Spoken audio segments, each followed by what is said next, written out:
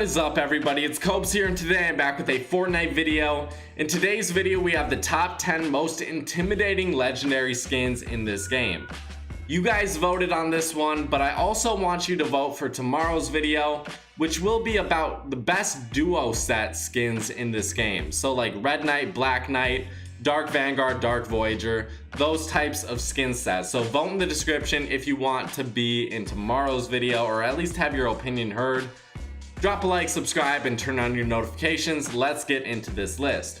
So I'm gonna start out by saying what you guys voted for collectively, and then I'll tell you what I voted for. So at your number 10 spot, you guys gave it to the Battle Hound with 26 votes.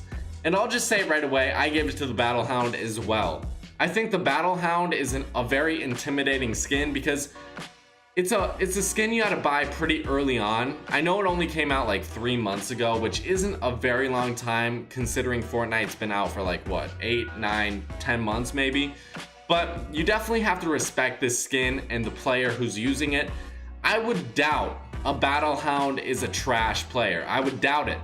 I would say 90% of the time I go up against a Battle Hound, it's a good player. The 10%, you know, maybe he's a noob. Maybe he doesn't play all that much, but he just bought it because he's been playing for a long time. He's still a trash player though.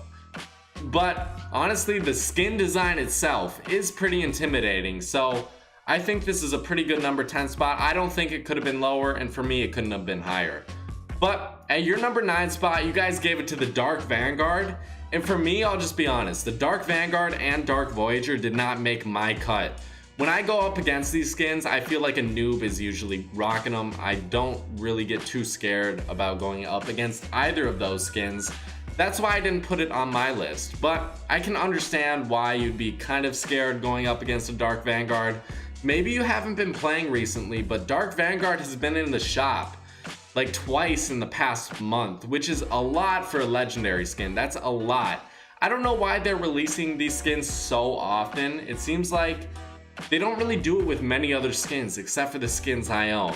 But at my number 9 spot, I had to give it to the Crack Shot, and I think this is a very similar like reasoning for the Battle Hound for me.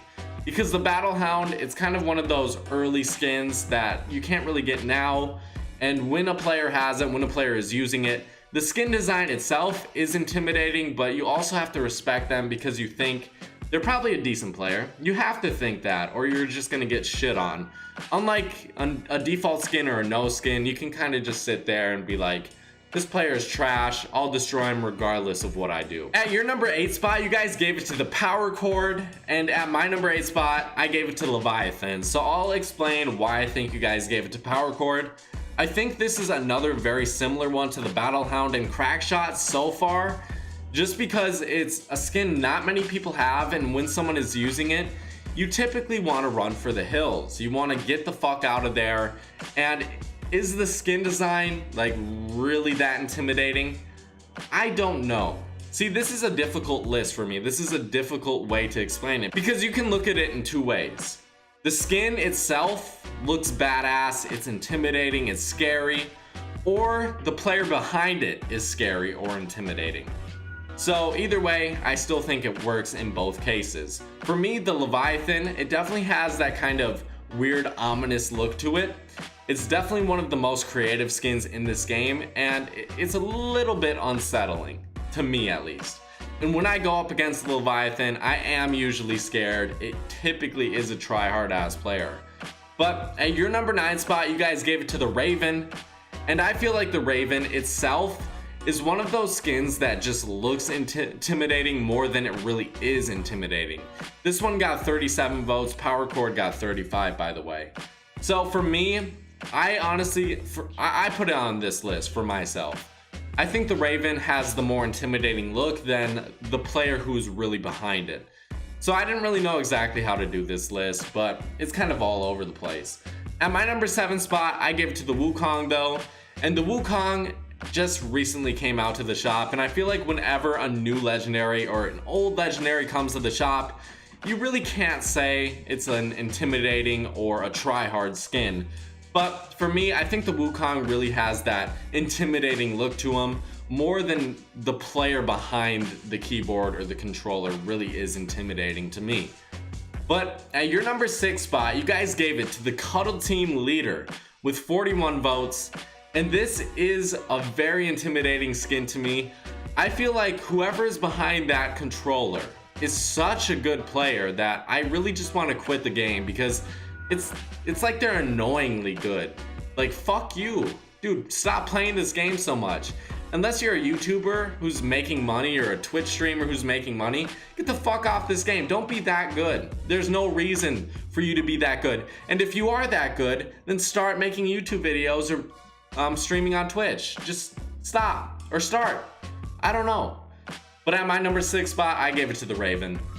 I already explained this one, but I really think this skin design is more intimidating than the player behind it.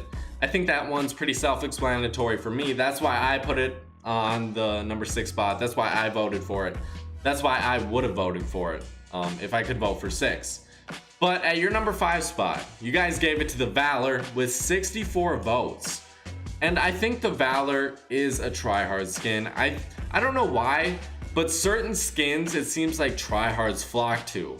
It may be Zoe, it may be Valor. I think those skins are tryhard ass skins. I don't know exactly why the girl skins get so much love by tryhards. And is the skin design intimidating? I don't think it's necessarily as intimidating as the player who's using this skin. But when I see it, I do get a little bit scared, to be honest. At my number 5 spot, I had to give it to the Power Chord. And I really do think the Power Chord is pretty intimidating. It's kind of odd to say like this kind of girl punk rock skin is intimidating with pink hair, but it really is in game. And I love this skin design the more and more I see it. The more and more I don't have any skin, I really do start to love them. But at your number 4 spot, with 65 votes, so one more than Valor, you guys ended up giving it to the Omega, and I'm assuming you did it for the full armor.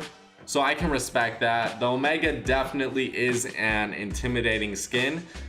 If you played early on and you had Omega, it just means you spent a lot of money. But if you have them now and you have them full armor, I am not facing you, buddy. I am running in the opposite direction for sure. There's no doubt.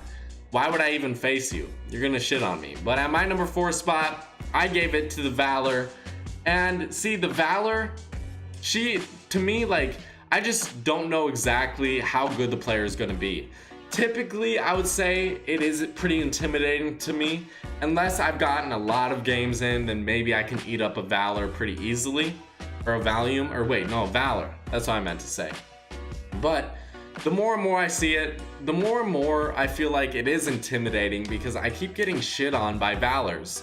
So I don't know exactly how I'll feel about the Valor in a month or two. But as of right now, I do feel like it's a pretty try-hard ass skin. I don't know why these tryhards or these really good players go to these kind of girlier skins. I really don't understand it.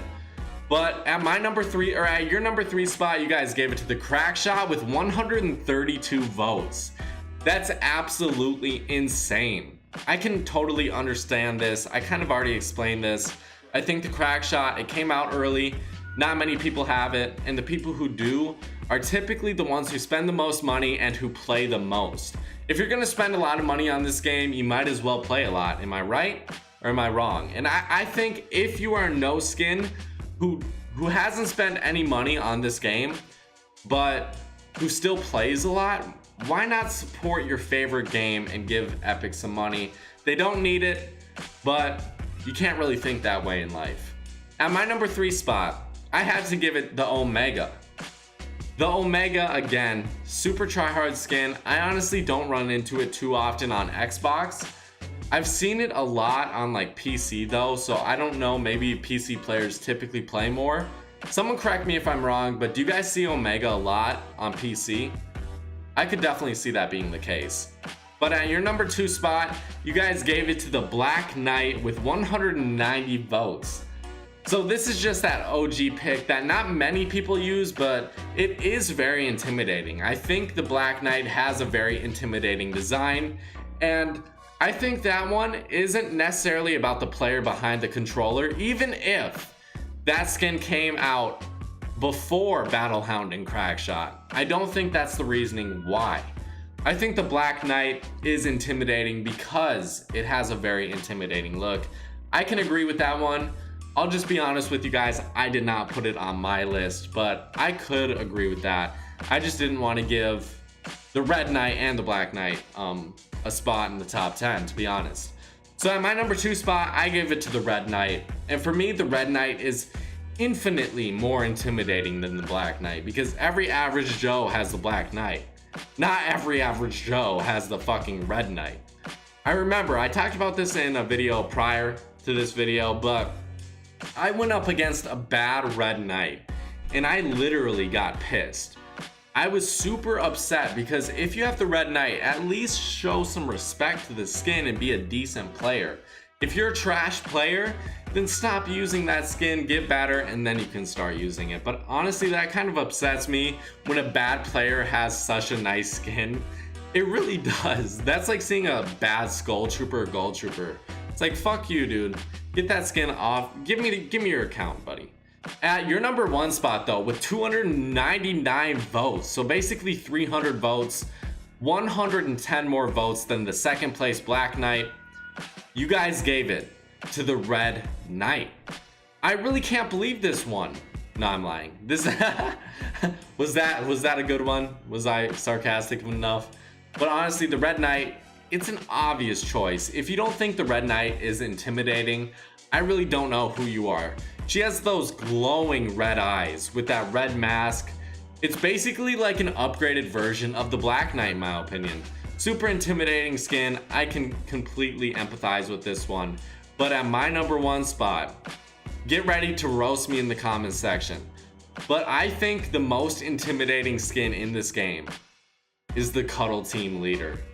I've never faced a single bad Cuddle team leader in my life. I never have.